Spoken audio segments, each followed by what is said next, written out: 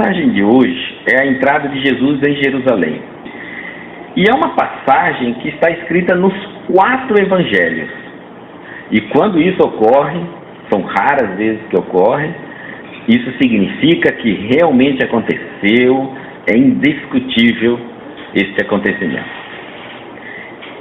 Os evangelhos que nós vamos acompanhar, Mateus, capítulo 21, do versículo de 1 a 9, Marcos, capítulo 11, do versículo 1 a 10, Lucas, do capítulo 19, versículo 29 ao 40, e João, capítulo 12, versículo 12 a 19.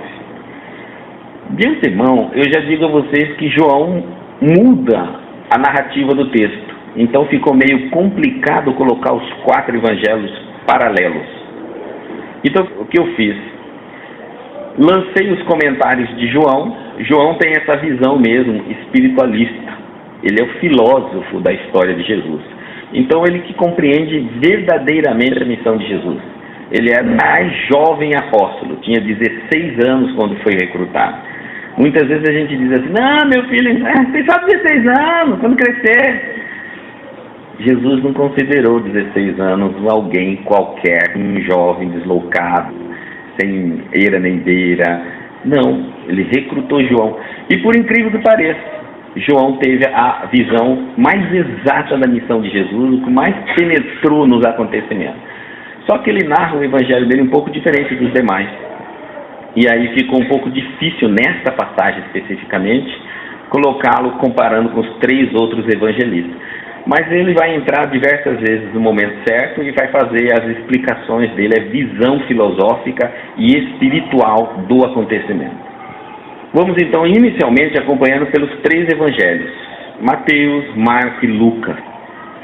E quando se aproximaram de Jerusalém e chegaram a Betfagé, no Monte das Oliveiras, então Jesus enviou 2 discípulos, dizendo-lhes: ide à aldeia defronte de vós, e logo encontrareis uma jumenta amarrada e um filhote com ela. Após soltar, conduzi-los a mim. Antes que a gente passe a ler os demais, já se percebe aqui Jesus prevendo algo além do espaço físico dele. Ele está prevendo que existe algo, ele não foi ainda na aldeia, ele está no local, então ele já fez a primeira, nós chamaríamos assim de deslocamento espiritual. Ele foi lá verificar, voltou, sem sair fisicamente do local. A gente sabe que isso é possível, tem médiuns com essa mediunidade, faz isso naturalmente. E depois ele vai agora anunciar alguns acontecimentos, que é a premonição, que também existe a mediunidade da premonição. Só que Jesus não era médium, é dele. Todos esses dons é incorporado a ele, é o espírito dele. Médium é que serve a algum espírito. Se eu pudesse dizer que ele era médium, ele é médium de Deus. Então, Marcos diz assim: e quando chegaram perto de Jerusalém, ao Monte das Oliveiras, ele envia 2 dos seus discípulos. Observa o 2 aqui, de 2 em 2, nós já falamos sobre 2. Ele diz: ide à aldeia defronte de vós, e, entrando nela, logo encontrareis um jumentinho amarrado, sobre o qual nenhum homem sentou. Soltai-o e trazei-o. Só aqui, já comparando o que Mateus falou com o que Marcos fala, Mateus fala que Jesus havia previsto uma jumenta e um jumentinho. Marcos diz que Jesus só tinha previsto um jumentinho. Ele não cita a jumenta. E Lucas diz assim: e aconteceu que quando se aproximaram de Betfagé e Betânia, junto ao monte chamado das Oliveiras, enviou 2 dos seus discípulos, dizendo: ide à aldeia de fronte, e entrando nela encontrareis um jumentinho. Então está batendo com o texto de Marcos, sobre o qual nenhum homem jamais sentou. Soltai-o e conduzi-o.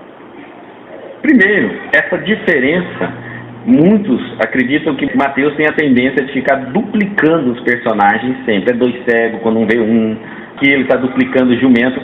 Só que nessa passagem especificamente ele não duplicou, ele não falou 2 jumentinhos, ele colocou que existia jumento. Nós vamos entender Porque se nós pensarmos que o jumentinho, pequeno animal, frágil, Jesus fosse subir em cima dele, seria um maltrato a um animal.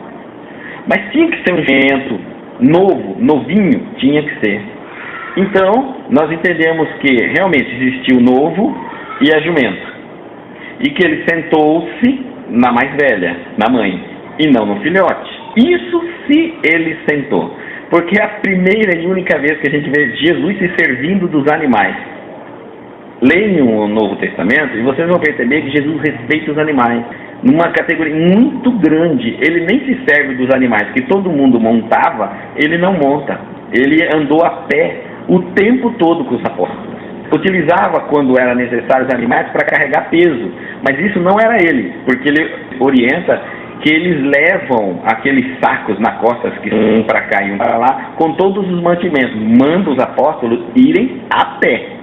Então, de maneira alguma, ele fala assim, ó, vai pegar os animais, recruta os animais, pede os animais emprestados. Aqui é o único momento que ele vai fazer isso. Só que tem um significado, porque ser jumento, podia ser camelo, mas ele quis jumento, e por que tem que ser jovem o jumento, dando essa disparidade? Poxa, ele nunca usa um animal que é adequado para isso. E quando usa, pega o menorzinho, e ainda por cima ele dá ali um pequeno trecho em Marcos, que ele diz que o animal não pode ser adestrado. Quer dizer, ele estava selvagem, ele era jovem e não foi nunca montado, nunca foi adestrado. Muito bem, que é uma tradição. Quando fala que o animal não pode estar sob jugo, nem pode ter sido montado, é importante a gente separar o que é do Cristo e o que era uma cultura da época, que ele se utiliza daquela cultura, mas mostra novos significados. Você vai ver que ele dá novos sentidos à cultura da época. Ele reformula a cultura, o pensamento, a religião, a fé, a filosofia da época. Inclusive todo o sistema, como nós vimos na passagem. Até o sistema penitenciário, ele liberta os criminosos, dando a ele outras oportunidades. Em Números, no Antigo Testamento, nós vamos ver de onde vem essa tradição. Em Números capítulo 19, versículo 2, fala aos filhos de Israel que tragam uma novilha vermelha, perfeita, em que não haja defeito e que ainda não tenha levado jugo. Então não foi uma criação de Jesus, tá? Deuteronômio, capítulo 21, versículo 3, os anciões tomaram da manada uma novilha que ainda não tenha trabalhado nem puxado com o jugo. E no primeiro livro de Samuel, capítulo 6, versículo 7, tomai 2 vacas paridas, sobre as quais não tenha sido posto o jugo. Nós vamos entender, eles têm a cultura deles, porque pegar um animal para ser sacrificado tinha que ser um animal puro, um animal que não tinha passado raiva, medo, e quando a gente subjuga o animal, sofrimento, dor, a gente sempre faz por esse caminho, ou é medo, né, ou coisinhos do animal, ou dor. De alguma maneira a gente está movimentando a psique do animal. Ele tem uma psique, quer dizer, um princípio de pensamento, segundo o livro dos Espíritos, quando Kardec pergunta, o princípio da inteligência. Ele não é inteligente, ele tem o princípio da inteligência. Quando é exaltado, quando você espanca o animal, maltrata o animal, você gera nele traumas, frustrações, fobias, angústias, medo, e os animais ficam traumatizados. E eles passam a ter respostas de raiva, respostas descontroladas, e devido a essa raiva, toda essa energia que o homem faz o animal sofrer, nós vamos ver animais nascerem em reencarnações sucessivas, aleijados, cegos, surdos, exatamente porque o homem conseguiu, com a maldade dele, interferir no reino animal. Porque quando me perguntam se todos os sofrimentos que temos são resultados de erros que cometemos, por que os animais então viriam nascer aleijados, com deficiências, sofrendo nessa existência? E aí eles nos mostram que esse sofrimento foi provocado pelo próprio homem. Lá quando a gente vai ver os galos de briga, o ser humano interferindo no meio ambiente, caçando as baleias, fazendo elas sofrerem, perseguindo os animais, eles adquirem um sofrimento tão grande na psique que não se liberta com a reencarnação. Então, eles têm que escoar essa energia, e essa energia acaba se materializando numa deficiência física deles, que acaba se libertando naquela reencarnação para ter as próximas reencarnações naturalmente saudáveis. Porque, como não foi um ato da parte dele premeditado do animal, eles se libertam rapidamente. Às vezes, eles, por terem um defeito, nascerem congênitos com alguma deficiência, eles morrem cedo e já passam a reencarnar novamente. Nós não, só nos libertamos quando nós admitimos o erro, corrigimos o erro e aprendemos. Então, já os animais não, só passar pela carga de expiação já está livre. Então, era uma tradição da época, Jesus aproveita a tradição da época, e é esse o nosso objetivo de hoje. Um jumento é um animal. E quando nós vamos entender que Jesus vai subir num jumento, quer dizer, o espírito vai tomar conta de um jumento. O jumento é o nosso corpo, é o animal de carga, é o que nós temos ligados ao reino animal. Toda a aglomeração atômica nossa da Terra, e o espírito é do mundo espiritual. Então, um espírito toma do animal, nosso espírito toma do nosso corpo, da nossa personalidade, porque o corpo vem com sua personalidade, o eu, o meu para mim, e o espírito vai ajudar este corpo a progredir, porque dentro do nosso corpo, cada célula, cada átomo do nosso corpo é um espírito com E minúsculo. Nós somos espíritos com E maiúsculo. Então, nós somos Deus para o nosso universo físico. Há milhares e milhares de vida orgânica dentro de nós, sobrevivendo de tudo que nos alimentamos, de tudo que mantemos na mente, pensamento, sentimento. Eles estão recebendo toda essa carga de equilíbrio ou de desequilíbrio que nós vivemos. Daí porque vem as doenças e tudo mais. Então, quando nós passamos a nos amar, a cuidar do nosso corpo, da nossa mente, do nosso sentimento, nós estamos cuidando de todas as vidas mais simples que estão vivendo dentro do nosso corpo. Nós somos os deuses deles. Dentro de nós, do nosso corpo já é por si só um universo a ser descoberto. E quem governa este universo, pequeno universo, somos nós, espíritos com E maiúsculo. Quando o espírito domina, monta no animal, ele pode alcançar esse espírito, o Cristo, porque ele tendo o animal para servir, o animal de carga, ele vem no nosso planeta, nós utilizamos o nosso corpo, o espírito.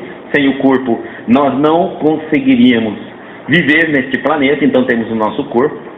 E através, vamos evoluir e nos tornarmos Cristos.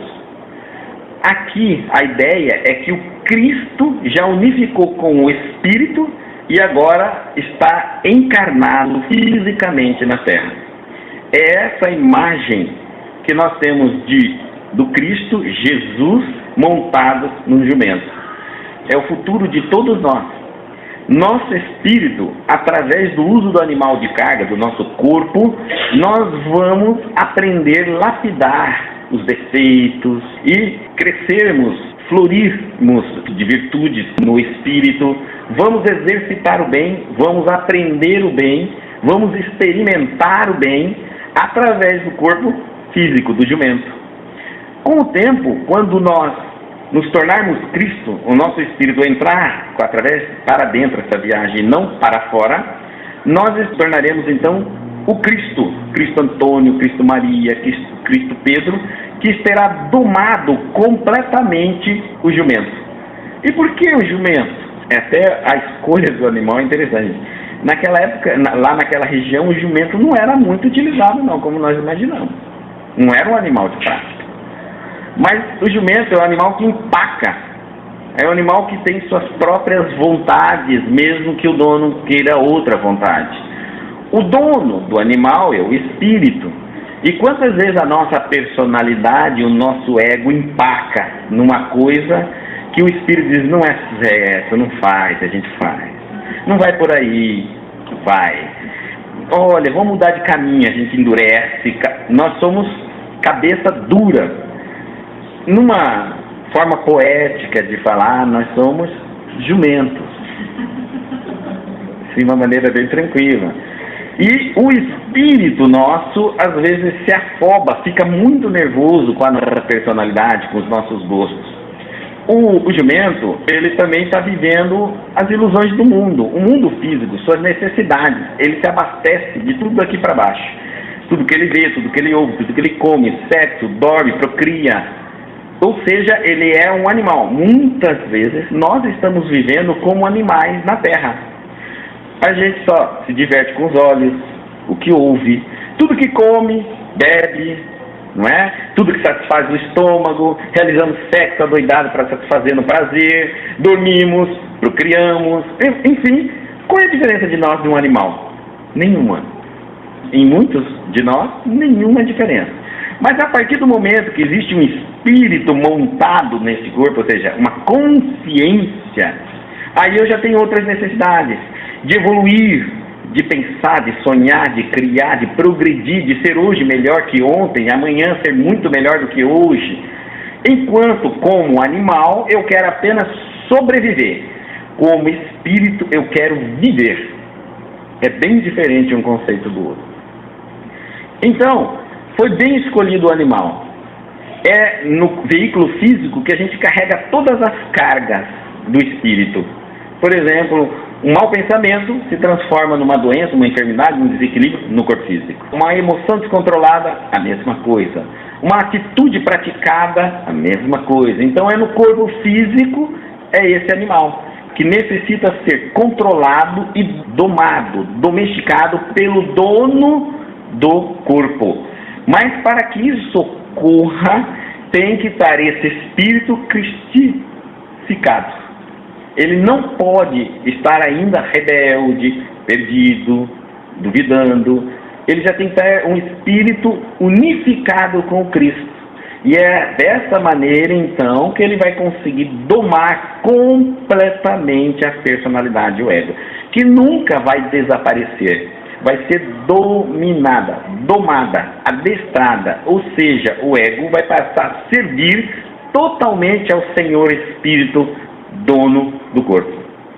A ordem dada, ordem cumprida. Hoje não. Hoje nós brigamos, criamos sério de conflitos psicológicos. Quando eu faço uma consulta, um pouquinho, quando eu estou relaxado, calmo, falando com Deus, eu falo, faço isso ou não faço? Não faz. Não, Jesus não faria. Jesus não ensinou isso, mas eu quero fazer. Não é isso que ele fala, mas eu quero fazer. Então, vou deixar de lado essa pergunta, não farei mais, não entrarei mais no meu quarto em segredo, não falarei com Deus em segredo, porque já percebi que Deus não quer, não concorda com os meus planos. Então eu vou deixá-lo de lado para praticar esses planos.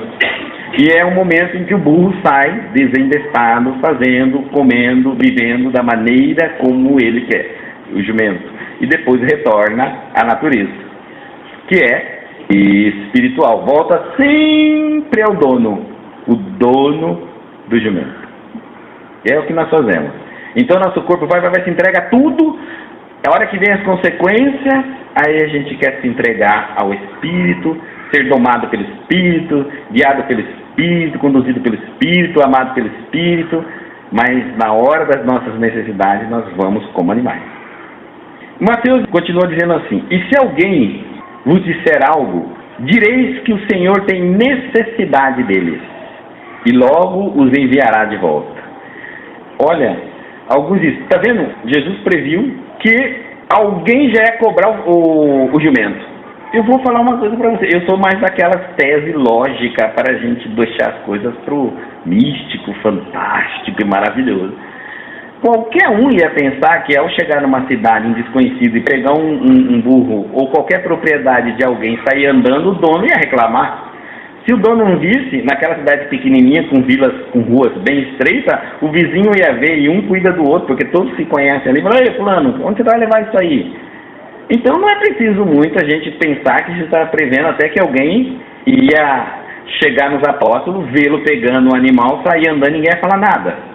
Acredito que Nesse sentido, vamos ficar com a coisa mais lógica, mais sensata, não vamos navegar tanto no mundo da fantasia. Não é necessário essas coisas para a gente acreditar em Deus. Nós não precisamos ser místicos para acreditar em Deus, fantasiosos. Não, a gente pode ser perfeitamente racional dentro da lógica. Os ensinamentos de Jesus é isso mesmo. É muito simples. Então vamos ficar com um acontecimento tradicional que poderia ocorrer a qualquer momento. Os apóstolos chegaram ali, ele já está orientando. Então a nossa visão aqui, nesse ponto, não é que Jesus teve a premonição que alguém ia chamar a atenção dos apóstolos, mas raciocinando, inteligente que ele era, ele diz, vai acontecer. E como um bom mestre, ele antecipa aos apóstolos o que devem fazer. Ó, não vai pegar e montar no burro e sair correndo, no jumento, perdão. No jumento sair correndo. Não vai sair correndo com o jumento. Não vai agredir o homem. Não vai xingar, né? Não, já está até falando o que deve ser dito. Tá certo? Ou seja, é isso mesmo Jesus na nossa vida. Observe quando a gente lê o Evangelho de forma, estudando o Evangelho, você percebe que Jesus cuida de todos os detalhes nossos. É que nós largamos tudo isso de lado e vamos fazer a coisa do nosso jeito. Você já viu aqueles pais que tentam falar assim, não faz isso, meu filho não faz isso. Não, deixa eu fazer do meu jeito. Ah, então faz, fica à vontade, né? Pode fazer. Era melhor que não sofresse, mas se a opção é o sofrimento. Quantas vezes eu digo às pessoas, não precisa meter a mão no fogo para saber que queima. Dá uma lida, estuda, vê na internet o que o fogo faz com a mão daqueles que colocam. Não, a minha é diferente, então tudo bem, coloque logo, que a gente já leva para o hospital, já faz o curativo, já fica a marca para sempre não fazer igual. Porque afinal de contas tem uns que precisam queimar a mão e tem outros que aprendem pela inteligência. Outros assimilam e não fazem. É por isso que tem acreditar, crer e ter fé. Nós temos três, né? Acreditar é um ato da razão. Quando você estuda o porquê do porquê do porquê, você passa a acreditar. Mas isso não significa que você crê. Porque quando você crê, é não ter dúvida. E quando você acredita, você sempre tem dúvida. Porque toda vez que você estuda e aprende, sempre sacia uma dúvida e surge outra. Sempre sacia essa daí e surge outra. Então quem está acreditando sempre tem dúvida. Acreditar não significa que você se entregou totalmente. Apenas a razão, a sua intelectualidade está cedendo à incapacidade de refutar a informação que te chega. Você não consegue contradizer e nem negar, porque seu raciocínio é vencido pelos argumentos. Então você acredita. Mas acreditar não é ter plenamente fé e nem crer. Crer, já você não tem dúvida nenhuma. Como eu falei, o acredita, quando a gente estuda o Esdras, no livro dos Espíritos, o Evangelho e tudo mais, nós estamos tentando acreditar no Espiritismo. Mas, se eu ler todas as obras espíritas, eu posso ainda ser o especialista espírita e não crer. Até porque, para crer, eu não preciso nem acreditar.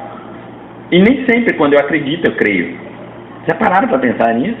Porque crer é um ato do espírito. É quando eu não tenho dúvida, mesmo não sabendo nem por que não tenho dúvida, nem por que aquilo ali me convenceu. Eu não sei nem como funciona aquilo, mas quando alguém me diz, eu creio. Crer é não ter dúvida. Às vezes, porque você não aprendeu nessa reencarnação tudo o que precisava, você passou a acreditar em outras. E lá teve experiências. Por isso que nessa você crê. Muitas vezes a gente crê em superstição. E se alguém tentar explicar superstição, não tem lógica. Não colocar uma ferradura atrás da porta para não entrar mal olhado, por exemplo. Mas explique isso aí cientificamente. Nem me pergunta, põe a fechadura atrás da porta, põe a ferradura atrás da porta, que eu já estou convencido e pronto, eu creio. E o que você crê para você é verdade, é real e acontece no seu mundo. Para você. Não significa que é verdade. Há uma grande diferença. Então você pode crer em superstições, em coisas absurdas e viver dentro daquele mundo de crença. É tudo que se admite como verdade. Aí Luiz Reis falando para nós. Então, tudo que você admite como verdade, essa é a sua crença. Agora, ter fé é mais profundo ainda. A fé já é o resultado da crença. Quando você tem fé, que você crê, tem resultado, obras, ação. Por isso que fé sem obras é morta. Porque não existe fé sem obra, e não existe obra sem crença. Sem crença não tem obra. Mas se você crê, tem obra. Se você crê que pode ser curado, já está curado. Por isso Jesus diz assim: você crê que eu possa te curar? Creio. Ele não perguntou, você acredita? Até porque na época não tinha nem como explicar, não tinha escola para explicar o que aconteceria de magnetismo de Jesus, e como hoje nós estudamos no Espiritismo, por que funcionou, a malsão são substituídas pela sã, a energia fluídica, não tinha. Então ele ia perguntar para um cego assim, você acredita? Lógico que não acredita, ele não sabe nem como vai funcionar. Mas você crê que eu posso fazer isso? Creio. Bom, se você crê, seja conforme sua fé. Porque a sua fé é a ação, resultado da sua crença. Portanto, se você crê, por exemplo, nós falamos que nós acreditamos que somos espíritos na outra palestra, mas cremos? Não, porque não vivemos como espírito. Temos pavor da morte. E quando falamos assim, aquela casa mal assombrada, pelo amor de Deus, chega até a tremer. Tem medo de espírita? Tem, mas você não é espírita? Mas aí é uma coisa diferente da outra, né? Aqui é o mundo real. Então nós não cremos, nós acreditamos. E muitas vezes eu estudo só para me convencer, o raciocínio. Mas meu coração não consegue se converter. Eu não vivo em paz com toda a crença do espiritismo. Eu não creio, eu acredito. Eu sou um extremo estudioso, mas ainda medroso, cheio de conflitos, de problemas. Porque eu não creio que aquilo... Quando eu creio, eu me entrego totalmente. Eu vivo aquilo. Eu sou aquilo. E o resultado por si só acontece dentro da fé. Diz que até o demônio, nas cartas de Tiago, ele fala que o demônio crê. Senão não estaria lutando contra aquilo que ele não acredita. Então ele não tem dúvida, o diabo, se existisse, ele não tem dúvida que Deus existe. Por isso, o sonho dele é derrotar Deus. É isso aí, veja. Porque ele crê em Deus, é que ele vive nessa luta interna. Mas ele não tem fé. Então aqui, não é um ato que Jesus está tendo uma premonição, vai acontecer isso. Não, é um ato raciocínio lógico, vamos pegar uma propriedade de alguém naquela vila, alguém vai gritar, você responde isso. E isso aconteceu, ele está falando lá no versículo 4, Mateus. Isso aconteceu para que se cumprisse o que foi dito através do profeta. Dizei à filha de Simão, aqui, já vamos colocar, João vai ter que entrar na história, porque antes dele, os textos estão falando, já foi dito, já foi escrito, já foi revelado, já foi anunciado, mas aonde foi anunciado isso?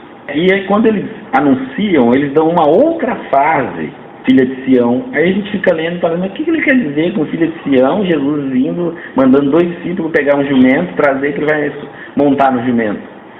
Ali está o marco das profecias anunciado quando Jesus, quando o Filho de Deus, quando o Salvador viesse na terra. Então, João vai entrar mais ou menos agora no evangelho dele para tentar mostrar essa visão dele. No João capítulo 12, nós vamos acompanhar do 12 ao 19, mas de forma quebrada e colocando ele dentro dos textos.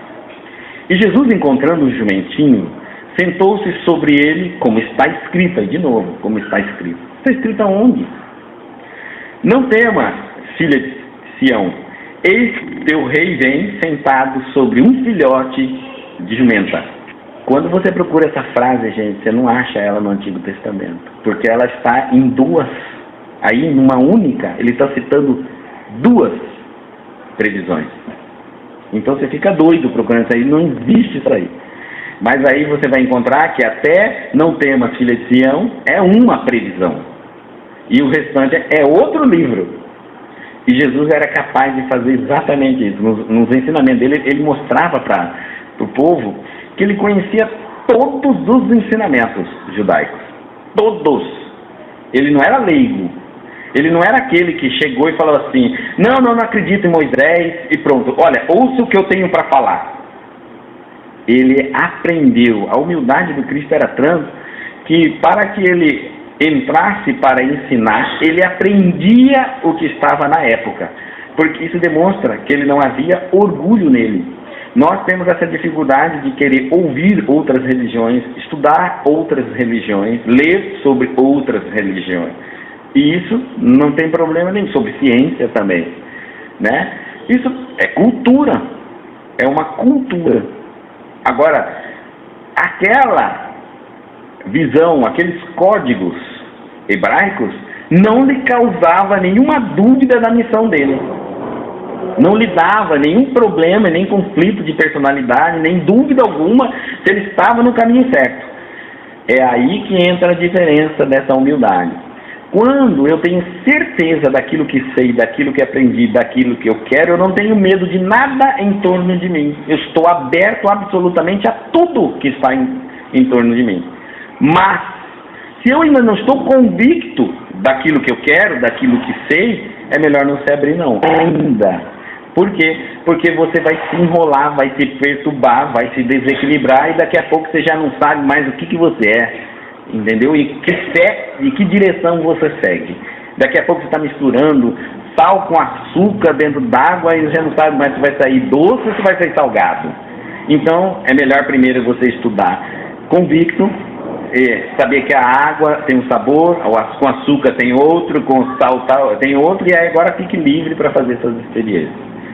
E ele vai continuar ensinando. Os discípulos, inicialmente, não entenderam essas coisas. Eles fizeram, mas estavam em dúvida na época.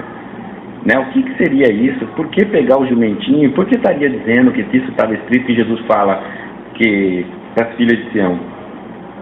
A respeito dele. Mas, quando Jesus foi glorificado, Jesus foi glorificado? Até hoje não.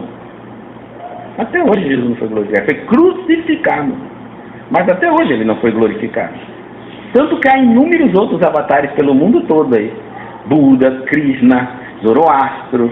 Jesus não foi glorificado até hoje. Mas foi substanciado. Ele se transformou de um corpo físico, de uma personalidade de Jesus, ele se transformou num corpo espiritual, incorruptível, que Paulo fala nas cartas, e na personalidade de Cristo, autêntico. Então ele saiu de um personagem humano físico, que morre, que adoece, para um personagem espiritual de altíssima envergadura, iluminação. Nesse sentido ele fez, só que apenas para alguns, que eram os apóstolos e aqueles que estavam com ele ali. Então, glorificado na terra, Jesus ainda não foi. Porque o dia que for, não vai haver 2, 3, 4, 5, 6 Jesus. Vai haver um só. E ele ainda não foi. Mas mostrou como funcionam os seus ensinamentos. Provou a nós. Então, se lembraram que essas coisas relativas a ele estavam escritas e que lhe fizeram essas coisas. Que coisa? E aonde está escrita? Agora nós vamos conseguir entender essa história que João explica como se fosse um código falando de... Não dá a impressão quando alguém está falando com você e fala assim, vai falando de coisa, meu Deus, que coisa que é essa? E aí então nós vamos encontrar essa coisa que João fala, esse escrito, está previsto, lá em Isaías e Zacarias, são os dois livros. Em Isaías, no capítulo 62, no versículo 11, nós vamos encontrar grifado, dizei a filha de Sião, mas olha como começa o versículo. Eis que o Senhor, tudo escrito em maiúsculo, fez ouvir até as extremidades da terra. Nós vamos entender o que significa extremidades da terra e o que ele está fazendo ouvir, ou seja, todos os reinos da terra. Guardem isso, que o Senhor fez ser ouvido em todos os reinos da terra. Reino hominal, animal, vegetal e mineral. Até os seres elementares ouviram. Dizei a filha de Sião, essa pequena parte aí vai montar aquele versículo. Mas vamos continuar lendo. Eis que vem a tua salvação, eis que com ele vem o seu galardão e a sua obra diante dele. Zacarias, capítulo 9, versículo 9, diz assim: alegra-te muito, ó filha de Sião, exultai, ó filha de Jerusalém, cidade santa, religiões ortodoxas, cidade de oração. Jerusalém significa isso. Aqueles filhos da cidade santa, de oração e tudo mais. Eis que o teu rei, aqueles que já estão orando, se devotando, trabalhando dentro da religião, ele está dizendo a esse povo: eis que o teu rei virá a ti, justo e salvo, pobre e montado sobre um jumento e sobre um jumentinho, filho de jumento.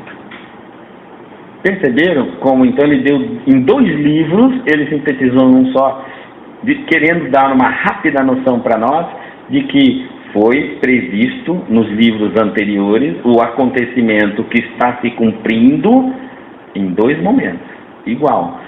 Gente, agora a pergunta que nós podemos estar fazendo agora: mas se ele sabia que estava previsto, ele não estaria forçando o destino a cumprir? Porque o certo seria se ele não soubesse que foi previsto e isso tivesse acontecido de livre acontecimento, de forma natural. Mas ele anuncia que isso está previsto e acontece. Então, quando eu fico sabendo que vai bater alguém na sua casa e você não vai atender, e bate alguém na sua casa e você não atende, isso é um ato natural? Ao lembrar que bateu alguém na sua casa e alguém disse que você não ia atender, não dá a impressão que eu perdi o livre-arbítrio? Não dá a impressão que Jesus está cumprindo apenas as Escrituras? Ele faz isso para que o povo nem sequer tenha dúvida de acreditar. Ele não está mais nem pedindo crer, nem que tenham fé, mas que acreditem naquilo que vocês estudaram. Ele está dizendo: olha, se lá está escrito, vamos fazer. Não é por isso. Assim vocês vão acreditar que eu sou o Messias. Acreditar. Pela razão, já que não estou conseguindo pelo coração, porque a crença está no coração, né? E a fé está no espírito, na ação dessa emoção. Então, ele já não está pedindo mais isso. Então, olha, já que é como se ele dissesse para nós espíritas: vamos fazer do jeito que vocês estudam, pelo menos vocês passam a acreditar que isso é real. E aí ele diz assim, estou lá em Mateus, no versículo 5: eis que o teu rei vem a ti brando, montado em um jumento, em um filhote, filho de animal de carga. Indo os discípulos e fazendo o que Jesus lhe ordenara. Marcos diz assim: e se alguém vos disser: por que fazeis isto? Dizei: o Senhor tem necessidade dele, e logo envia-o novamente para aqui. Eles foram, encontraram um jumentinho amarrado junto à porta, do lado de fora, na rua, e o soltaram. Alguns dos que estavam de pé ali diziam a eles: que fazeis soltando o jumentinho? Eles, porém, disseram a eles conforme Jesus havia dito e os deixaram ir. Observe a obediência e o respeito dos apóstolos. Ao ser tentado, ao ser barrado no ato dele, né, questionado no ato dele, o que eles fazem? Eles não partem para uma atitude pessoal. Por exemplo, alguém chegou: o que você está fazendo com o jumentinho? O nervoso já foi brigar. O que reclama já foi reclamar. O que xinga já foi xingar. Não, eles foram obedientes. Eles renunciam à vontade da personalidade dele para cumprir as ordens de Jesus, que adiantou o acontecimento. Parece isso simples? Não é simples fazer isso. Às vezes os espíritos vêm e nos dizem assim, que vai acontecer tal coisa, assim, assim, mas que a gente tem que ficar calmo e tranquilo. Aí o telefone toca: fulana, eu estou com ciclano aqui, desmaiou. Aconteceu. E agora? Agora acho que é depressão, né? Então não seguiu tudo o que os espíritos falaram. Entendeu? Até um determinado momento a gente cede, a gente parte por conta própria. Os apóstolos estão mostrando que até no início de uma missão, de uma previsão, uma premonição, nós também temos que colaborar com o Cristo interno nosso. Ou seja, ouvi-lo. Ele está... tiramos o Cristo aqui, vamos colocar o nosso benfeitor. O nosso benfeitor está nos guiando, nos orientando, nos falando. E o que nós estamos fazendo? A gente só faz metade. dos acontecimentos. A outra metade é do nosso jeito. Eu sei que é difícil porque a nossa personalidade aguça, e até a hora que eu consigo fazer a vontade do benfeitor, do Cristo, de Jesus, eu vou. Mas aí vem aquela necessidade, né, aquela vontade de fazer do meu jeito e tal, aí eu já largo de lado e vou fazer do meu jeito. Pronto, já perdeu todo o trabalho feito. E aí no final eu quero o resultado previsto pelos benfeitores. Se ele te disse que você precisa tomar 2 injeções, você tomou só uma. E ele disse para você não sair na rua no frio, você saiu nu andando no frio. E ainda volta e diz, aí olha a garganta, está estourando. Pois é.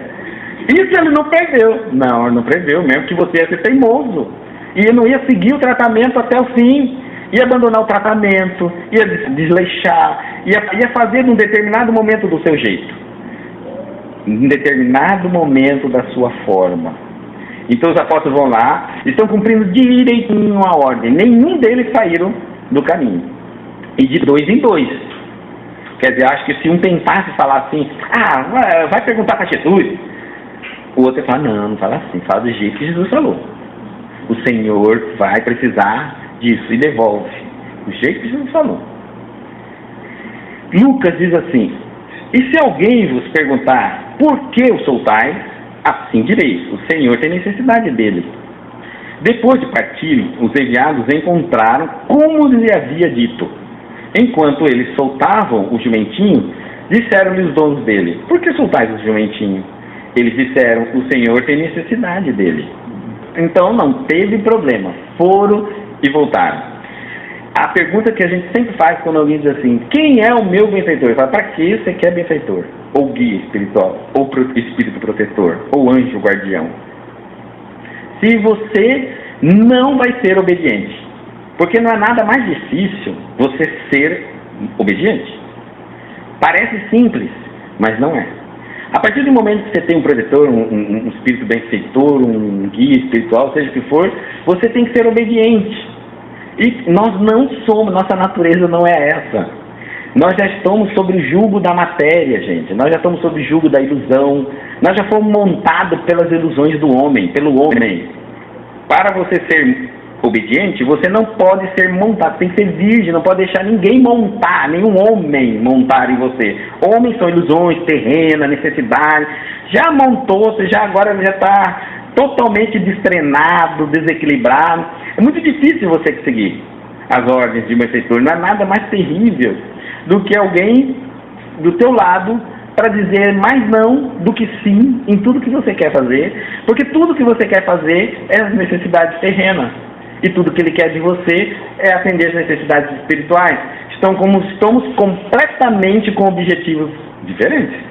Concorda comigo? Imagina como que você vai ter o melhor amigo seu, querendo que você vá numa direção e você quer seu sonho ir para outra direção. Então parece que vai falar assim, não, eu vou ver brigando o dia inteiro. Imagine que sua esposa, sua mulher, sua namorada, ela é sonhadora e você é racional. Ela é romântica e você é racional. Então, um está puxando o tempo todo o outro. É a mesma coisa o benfeitor. Então, para que você tenha um benfeitor, um guia, um protetor, você tem que tornar-se obediente. Senão, o que acontece? Nas primeiras sugestões contrárias aos seus desejos pessoais, você abandona. Não é isso? Você fala assim, olha, está na hora de trabalhar. Não... vou deixar mais tarde, eu tenho que fazer isso tem tanta coisa. Não, está na hora de trabalhar, não. Está na hora de trabalhar, não, dá licença. Você vai falar para ele. Deixa eu fazer o que eu quero. Não aguenta. Então, o protetor nos deixa alguma vez? Nunca. Ele nunca se afasta de nós. Ele muda a técnica.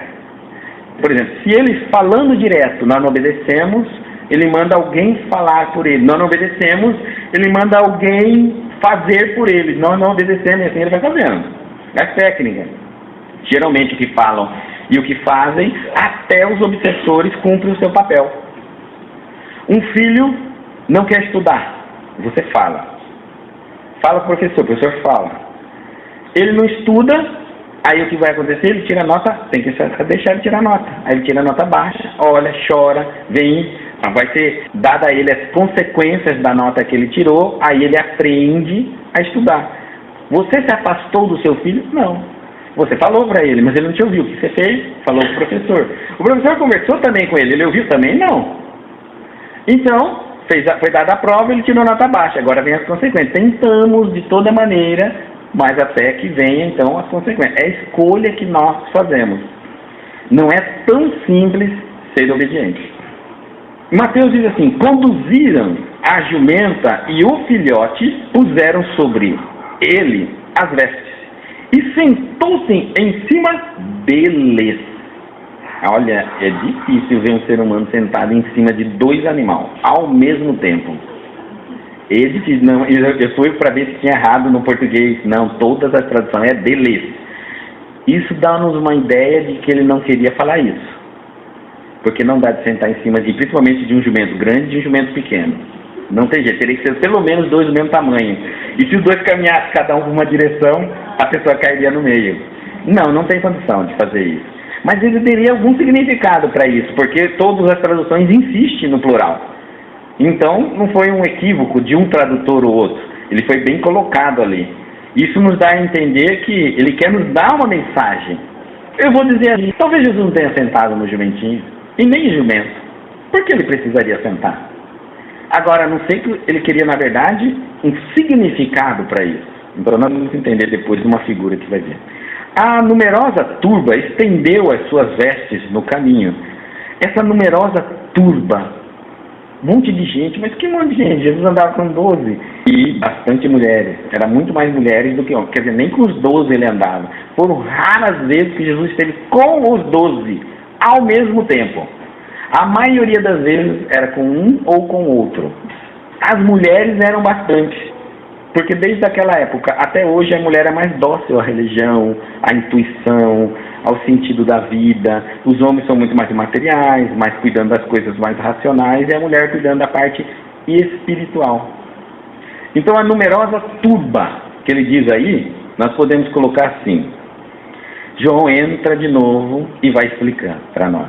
Ele começa. No dia seguinte, numerosa turba que viera para a festa, ao ouvir que Jesus vinha para Jerusalém, tomou ramos de palmeiras e saiu ao seu encontro, gritando, Hosana, bendito o que vem em nome do Senhor, o Rei de Israel. Mas ele não contentou e diz assim, a turba que esteve com ele, vai explicar para nós de onde é essa turba. Jesus não era tão famoso assim. Que esteve com ele quando chamou Lázaro do sepulcro e o ergueu dentre os mortos. Estava testemunhando. Então aquele povo que viu aquele acontecimento dele ter revivido Lázaro, que não estava morto, que estava num estado cataléptico, então começaram a crer em Jesus, porque na ideia daquele povo Jesus tirou o homem da morte, não da catalepsia. Por causa disso, a turba encontrou-se com ele porque ouviu que havia realizado esse sinal. Então é esse povo que foi atrás de Jesus. Bom, estendeu suas vestes no caminho e outros cortavam ramos de árvores e espalhavam no caminho. Também tem significado. As vestes significa que às vezes, para nós conseguirmos receber nesse jumento que é o nosso corpo, esse espírito, de forma dócil, nós temos que se desprender, inclusive das vestes do corpo. Temos que jogar no chão, ou seja, a nada, reduzir a nada, tirar os valores que temos e que nos veste, porque muitos de nós acreditamos que somos o que aparentamos, não o conteúdo do nosso espírito, o que temos, não o que nos tornamos ou somos. Então, o reino humano estão despindo das vestes. O nosso é o que nós vestimos, a aparência naquela época. Depois ele vai e corta os ramos das árvores. Aqui está entrando pela primeira vez nesse contexto o reino vegetal. Algumas pessoas trazem inconscientemente o reino vegetal para presenciar aquele momento monumental. O Cristo entrando em Jerusalém conforme as profecias e dando ali todo o marco de que ele era realmente o enviado de Deus. Mas isso não adiantou, porque nem os hebreus e nem os judeus acreditam nisso até hoje. Tá certo? Mas ele fez, cumprindo literalmente o que estava previsto nas profecias. Não adiantou. E aí eles espalham isso no caminho. Nós vamos encontrar no nosso caminho o reino vegetal o tempo todo. Quem não tomou um chá, quem não conhece remédio natural, quem não adquiria sentimento, amor por plantas, nós interagimos, tal. Jesus também interagia com eles, o reino vegetal, o reino animal, o reino nominal e o reino angelical. Daí a gente já não tem muito conhecimento para cima. E as turbas que iam à frente e os que seguiam, tinham os que iam atrás, os que iam na frente, gritavam dizendo: Hosana, o filho de Davi, porque era da árvore genealógica de Davi viria o Salvador. Bendito que vem em nome do Senhor, Hosana nas alturas. Marcos diz assim: levam um jumentinho para Jesus, lançando sobre ele suas vestes. Jesus sentou-se sobre ele. Muitos, que é o de João lá, quando Lázaro sai do túmulo, estenderam suas vestes pelo caminho e outros ramos que haviam cortado dos campos. Os que iam à frente e os que seguiam gritavam: Hosana, bendito o que vem em nome do Senhor. Bendito o reino que vem do nosso pai Davi, Hosana para as alturas. E Lucas diz assim: e o conduziram a Jesus, lançando sobre o jumentinho suas vestes, fizeram Jesus subir nele. Aqui eles estão calçando as costas do jumento, colocando uma veste, um pano, para não sentar direto na pele do animal, porque machuca o animal também, né? E está afirmando Lucas que Jesus vai sentar no animalzinho. Suas vestes, estendiu suas vestes pelo caminho. Quando ele estava próximo da descida do Monte das Oliveiras, toda a multidão dos discípulos, alegrando-se, começou a louvar a Deus em alta voz por todos os prodígios que tinham visto. Então essa multidão que ali estavam já havia beneficiado ou presenciado uma cura, algo milagroso, algum fenômeno. Bendito o Rei que vem em nome do Senhor, paz no céu e glória nas alturas. Reinaldo disse que foi um dos momentos mais tristes de Jesus. Vai falar, não estão acreditando que você está falando. Foi um dos momentos mais tristes. Porque todas as glórias que Jesus recebeu foi pelo fenômeno e não pelo conhecimento. Ninguém havia o reconhecido verdadeiramente. Ninguém havia compreendido sua missão verdadeiramente. E ele podia contar e marcar o rosto de cada um ali, seriam os mesmos que estariam lá na frente gritando: crucificam. Porque a multidão é assim. A multidão, quando se beneficia, ela bate palma. Mas a partir do momento que não é mais beneficiada, elas primeiras a se atirarem pedra. Então, quando a gente reconhece, quando alguém é o Messias, quando a gente reconhece o Cristo, Jesus, benfeitores, não chegamos a ficar revoltados e blasfemamos contra Deus, o Cristo, os benfeitores, pai, mãe, aqueles que nos auxiliam. Porque enquanto estão nos dando, enquanto nós estamos tirando, enquanto estamos obtendo, mas é Hosana nas alturas, não é isso? Mas o dia que diz não, agora não pode. O que a gente faz? Revolta.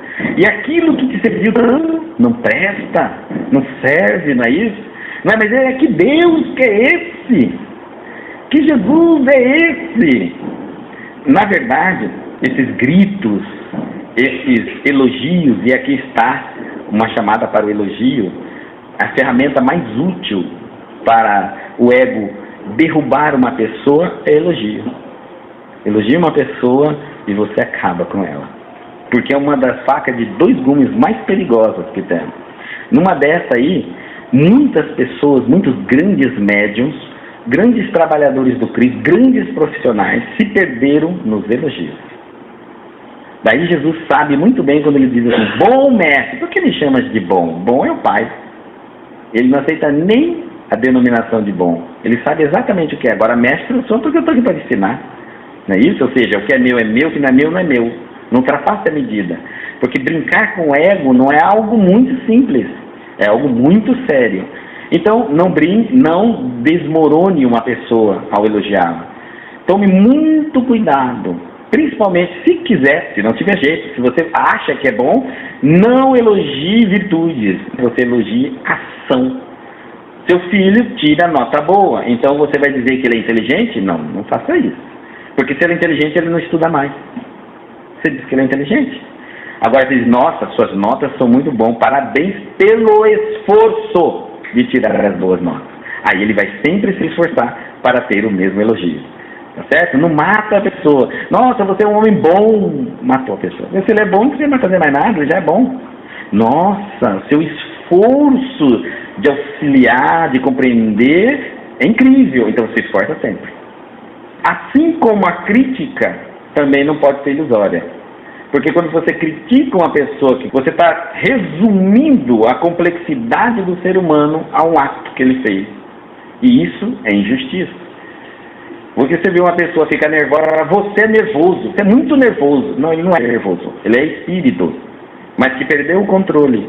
Ele tem momentos de alegria, de paz, momentos que auxilia, etc. Mas também fica nervoso. Então as críticas também não são reais, até porque ninguém conhece o nosso espírito. O que conhecem sobre nós é o que nós mostramos e nos permitimos conhecer. Então tudo que falam de você não estão falando de si, de você. Estão falando da tua personalidade, que você está demonstrando consciente ou inconsciente às pessoas.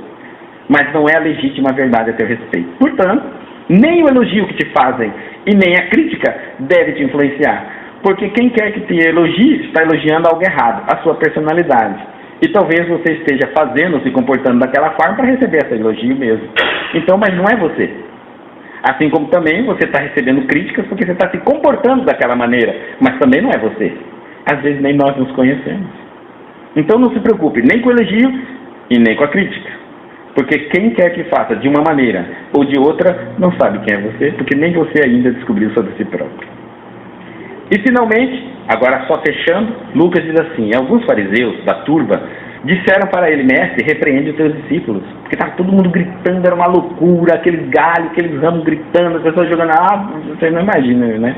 Imagina aquele alvoroço no meio de tudo.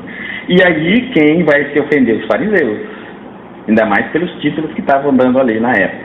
Em resposta, Jesus disse assim, eu vos digo que se eles silenciarem, as pedras gritarão. Aqui está um grande ensinamento, onde Jesus inclui o reino mineral também, em todo o acontecimento.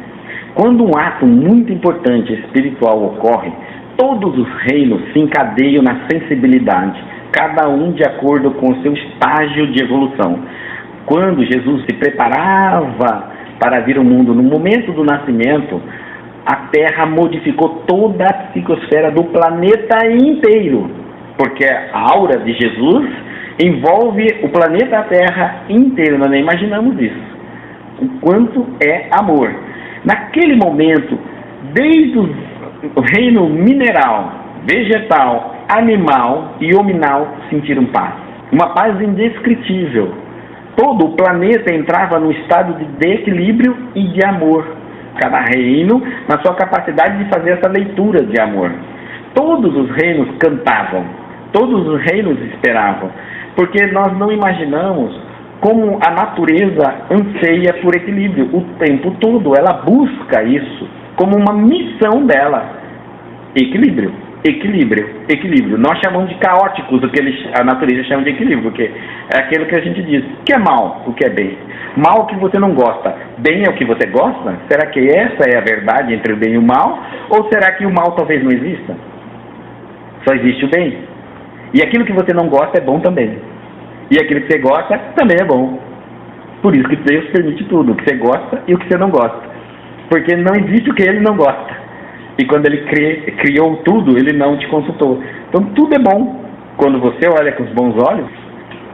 Daí ele diz assim, não adianta, porque se o reino hominal parar, vocês ouvirão. Ele também está se referindo que aquele grupo, aquelas pessoas que estão ali naquele movimento, elas estão sendo guiadas, influenciadas pelo mundo espiritual, pela alegria também tomada no coração delas. Mas ele sabe que aquilo não é uma expressão humana, que o homem ainda não sabia quem ele era, entendeu? E Maria teria que dar muitas provas, e no futuro, pôr em prática o que ele estava ensinando, e isso aí já era para ele a tristeza, de que nós não faríamos. Podemos gritar, a gente vai fazer uma oração de Senhor, Deus do Universo, mas é só na oração, porque na nossa vida ele não é o Deus do Universo, ele não é Deus nem da nossa vida.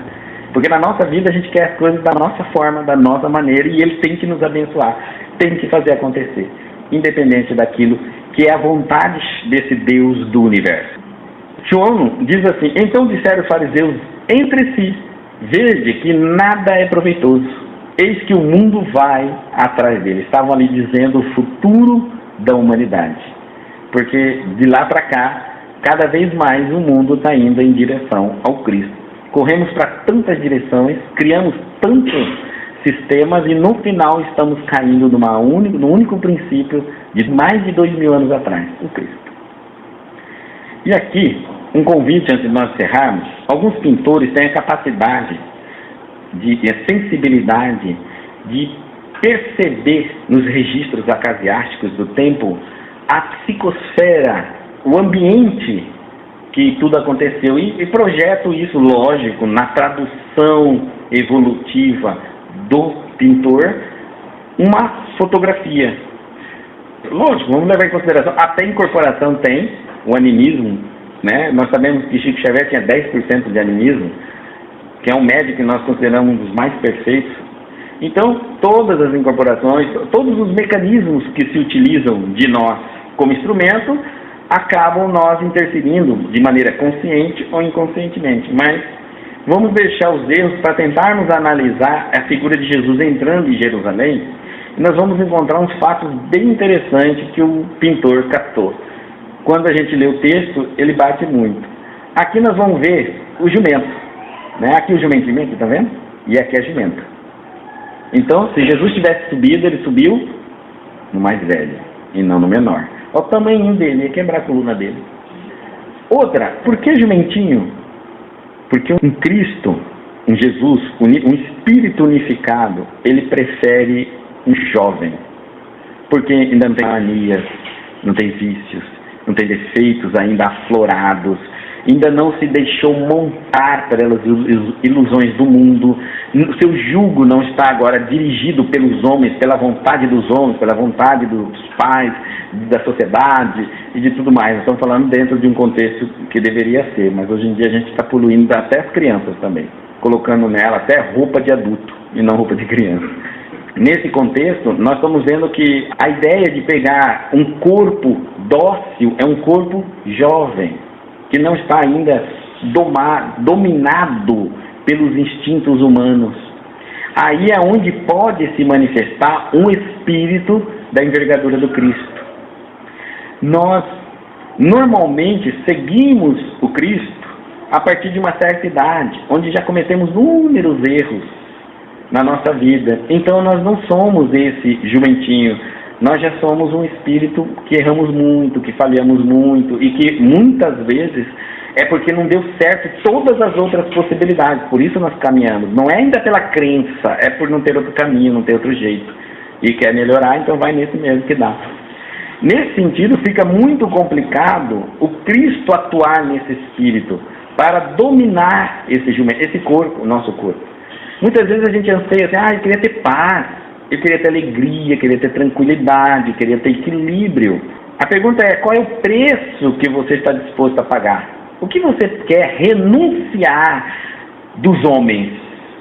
Porque existe uma mente humana montada nesse animal, nesse seu corpo, na qual você não está usufruindo do prazer da alegria, da paz, da harmonia, por causa das ilusões que você anda colhendo neste mundo.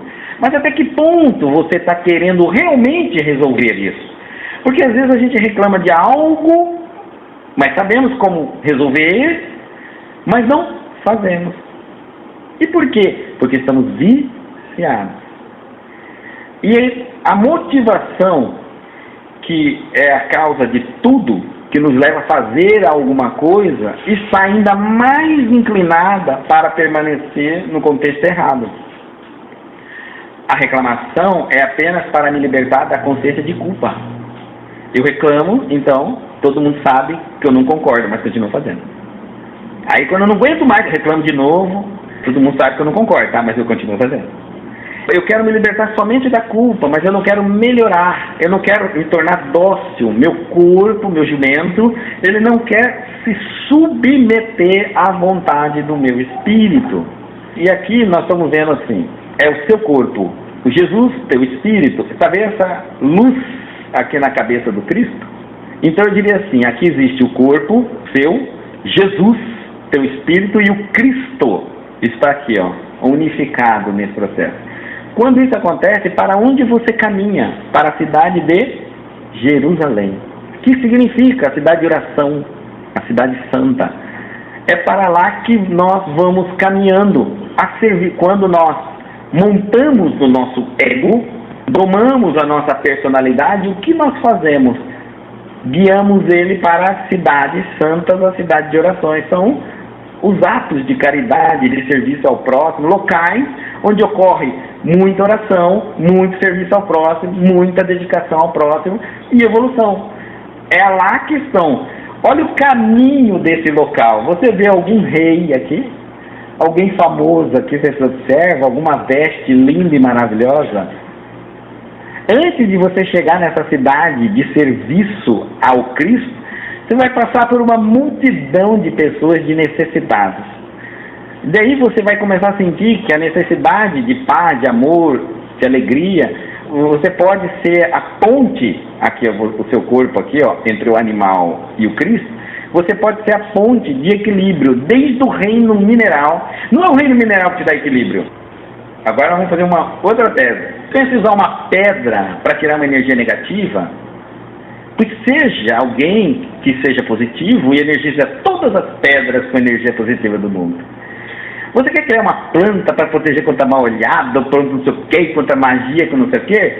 Se torne um ser humano com uma índole purificada, com uma virtude capaz de eliminar qualquer mal-olhado, qualquer coisa ruim, e fluidifique todas as plantas por onde você andar, inclusive tirando dela os que lançam mal-olhares. Ou seja, você vai passar por um jardim, ele vai florir e não vai morrer, porque tem que doar a energia desse reino para você ser feliz. É você que doa energia para o reino mais inferior. Então, onde você passar, vai ter rastro de flores, grama, planta. Olha a mudança do ideal. Jesus está entrando aqui, que a vegetal está na mão dos outros. O animal está servindo ele. Olha os seres humanos à volta. Quando você começar a se tornar um espírito evoluído, não pensa que você está indo para o céu e só lidará com os santos, com os perfeitos. Porque lá não precisam de santos no céu, já tem um monte. E se você for para lá, você vai ser o menor dos menores. Você vai para o inferno. Cada vez mais que você crescer e evoluir como ser humano, você está a serviço de Deus e está se afastando daquilo que nós tanto buscamos, do paraíso de não fazer nada, comer ovo o dia inteiro, ouvir a harpa paraguaia, anjinho pelado, aquela coisa. Isso vai acabar na sua vida. O teu paraíso é servir ao próximo e a todos os reinos. Olha que maravilha. Se você está pensando que, mas como que eu vou servir? Você aprende a estudar passe. Aí você fala, onde que eu vou treinar? Você começa treinando na sua planta. Pega uma planta e dá passe na planta. Não tira da planta, dá para a planta, dá para o reino vegetal. Doa, porque você se torna um potencializador de energias boas. Depois que você cansou da planta bonita, florida, verde, grande, né? Você pega um animal e dá passe no animal. O animal vai ficar fofinho, bonitinho, calmo, dócil. Aí você vai falar, agora eu quero dar passe em gente, no reino hominal. Então você está se tornando um potencializador e não usufruindo dos potenciais que existem. Eles estão para os necessitados, mas a gente pode deixar de ser um necessitado a hora que quiser. Não precisamos ficar na comunidade, na sociedade, no mundo, retirando energia da pedra, retirando energia do vegetal, dos animais, do ser humano, até cansar. O paciente até bambo lá, e aí, não, dá mais um. Entendeu? Não, nós somos o potencial divino, porque nós somos a manifestação do Cristo na Terra, não somos? Então, potencialize, magnetize, o que você quiser. E doe de presente. Creia o que eu estou falando e tenha fé que vai acontecer. Não somos pobres, desterrados e coitados, sobrevivendo num planeta onde tudo vive em função de se doar para nos servir. Somos senhores Somos Cristo, olha aqui Jesus. Quem está servindo Cristo? A não ser um jumentinho, coitado, uma jumenta. Esse é o reino. Esse é um arcanjo que esteve sobre a terra. Jamais nós imaginaríamos isso, né? Nós pensamos assim, se um dia for igual a Jesus, eu vou estar chegando lá no Mercedes-Benz, carburação dupla, né? Assim, como que é? Aí, helicóptero, tá vendo? É isso que a gente pensa. Olha como o nosso ego é. E quanto mais evoluído, mais simples você será e mais servirá. A depender de maior quantidade de problemas, de necessitados. Os ramos foram arrancados, mas existe natureza viva aqui, vocês percebem? Os coqueiros. E ali a presença do reino. Ali no momento. Aqui tem a pedra, o reino mineral, servindo o homem ali para ele calçar. Agora vamos com o ser humano. E agora aqui tem imagem de tudo. Você percebe os que estão desmaiados praticamente, são os necessitados do caminho. Alguns não conseguem levantar nem sequer o rosto para ver o Cristo. Observe esse aqui que parece mais consciente, mas olhando para baixo. Não consegue fitar o Cristo no rosto. Mas está ali aguardando a misericórdia dele. A misericórdia de um homem que na época era o rei e entrava de burrico. Porque nós não somos o que temos, nós somos o que nos tornamos aqui dentro.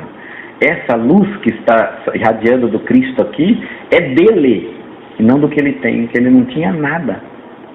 Absolutamente nada. Aqui existem os que gritam. Está vendo aqui o que grita? Aquele que reza. Aqui o que reza. Tem duas crianças aqui mostrando que é um momento... e tem uma de menor idade aqui assim, ó. Bem aqui, de menor idade. Então, se nós podemos fazer alguma coisa com os nossos filhos, é entregá-la ao Cristo, a serviço do Cristo. Mas ele não vai querer. Bom, mas você fez sua parte. O que você não pode fazer é entrar no meio e dizer, não, você não precisa.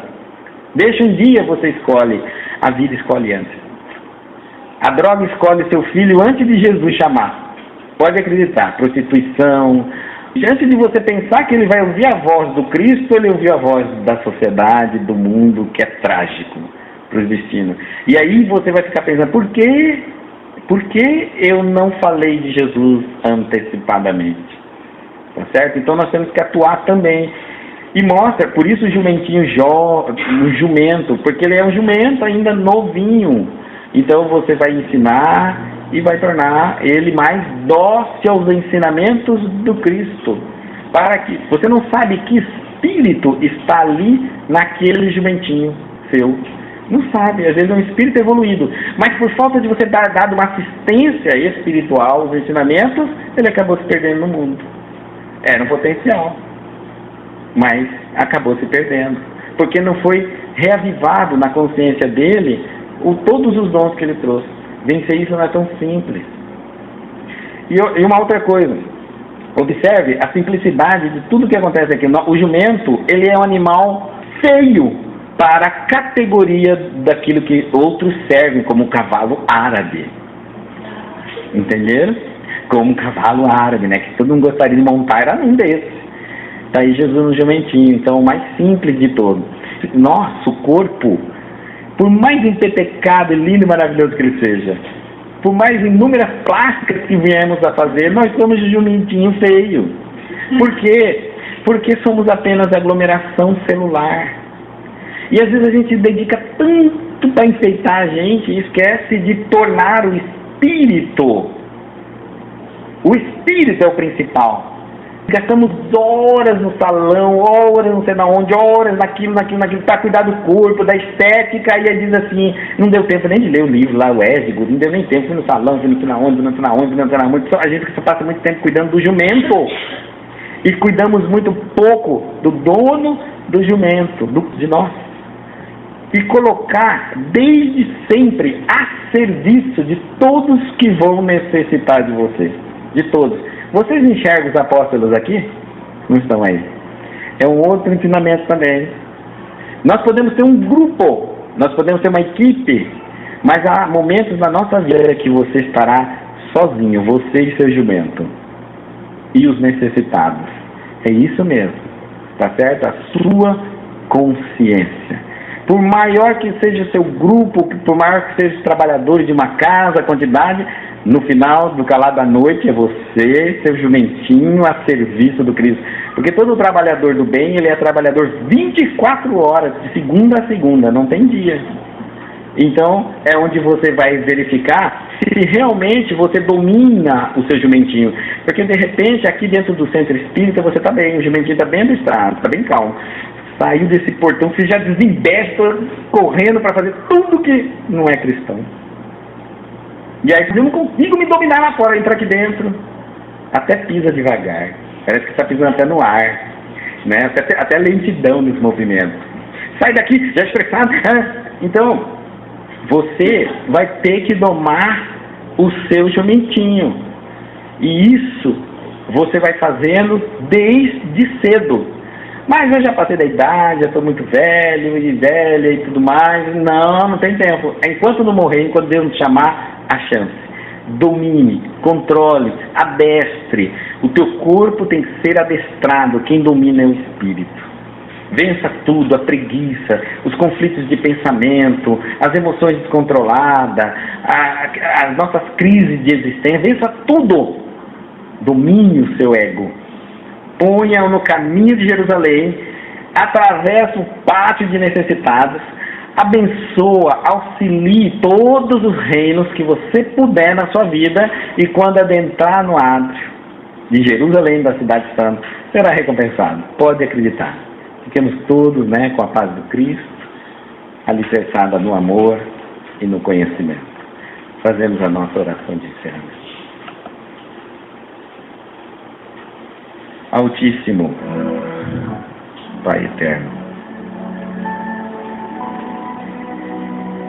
eterno em poder, eterno em justiça e eterno em bondade,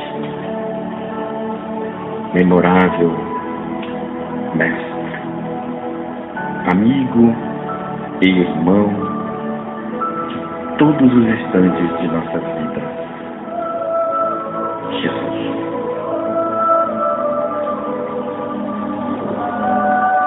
Nesse instante, Senhor, somos a multidão de necessitados. Nossos espíritos se curvam diante de tua luz, diante da animalha que se submete ao peso e à missão a cumprir. Nossos corações estão apertados, nossa mente destroçada, inúmeros distúrbios de sono, de humor, de memória começam a se despontar, e os reflexos na nossa animalha física, na nossa indumentária carnal, vão se complicando os quadros de doenças psicossomáticas.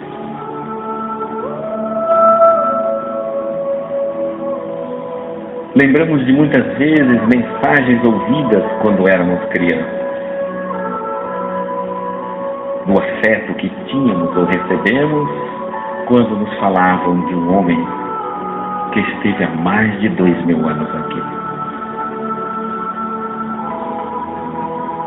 Uma vez ou outra, visitávamos locais que voltavam a se referir ao assunto. O tempo foi passando e nunca nos atemos ou despertamos para que tudo aquilo que esporadicamente ouvíamos era a única e real verdade deste mundo.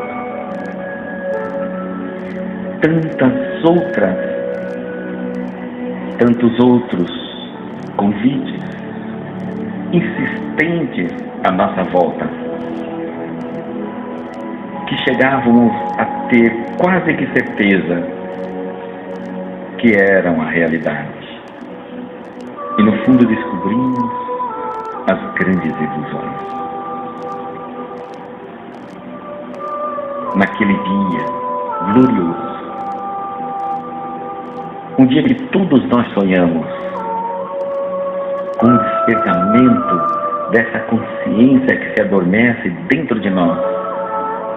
Jesus, desperte o Cristo que adormece em nós.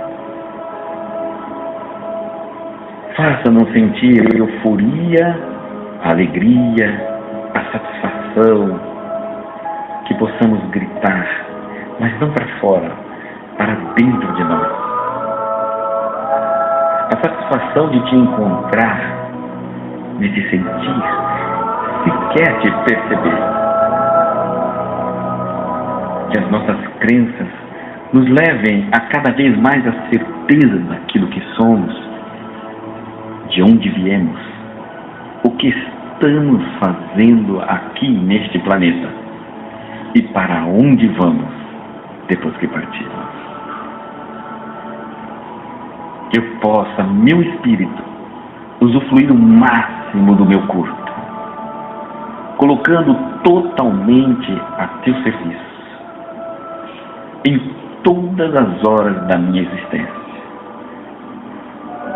sempre optando pelos pensamentos positivos, pelas atitudes saudáveis e cristãs, guiando todos os sentidos que possuímos no corpo para subtrair as lições positivas e otimistas da vida. Até que um dia tenhamos sim o direito de subir em uma animada, de pedir aos nossos discípulos que busquem, e que nós, com a nossa consciência desperta, guiemo-nos em direção ao progresso, à paz, a um infinito proposto por ti, Mestre Jesus, a evolução. Já que migramos de todos os reinos e hoje nos encontramos no nominal, não permita-nos nem um instante, através de nossos benfeitores, que descansemos nem sequer algumas horas de te servir, que trabalhemos como jumento, como animal, para transformarmos em seres humanos muito melhores. Quizá um dia não necessitarmos mais aqui estar nessa grande terra bendita, nem montado em um animal corporal, física, porque estaremos em esferas superiores, na busca de sonhos mais esclarecedores, mais amplos, mais vivos, mais diretamente ligados à nossa personalidade crística. Obrigado, Senhor, por todas as possibilidades concedidas nesta existência. O passado, graças a ele, sabemos tudo que não podemos mais fazer, mas também, graças a ele, sabemos o que temos que repetir inúmeras vezes pelo sucesso alcançado. Obrigado, Senhor, pelo presente. O próprio nome nos diz presente, porque é ofertado a Deus com o maior poder de transformação em nossa vida. Nunca haverá na história um outro momento tão importante em tua existência quanto agora. O passado é inalterável. O futuro compete a Deus. A ti, a nós, é nos dado apenas o presente, para fazermos tudo o que temos que fazer diferente daquilo que até então viemos fazendo. Para termos como esperança de futuro diferente daquilo que estamos vivendo. E obrigado, Senhor, pelo futuro.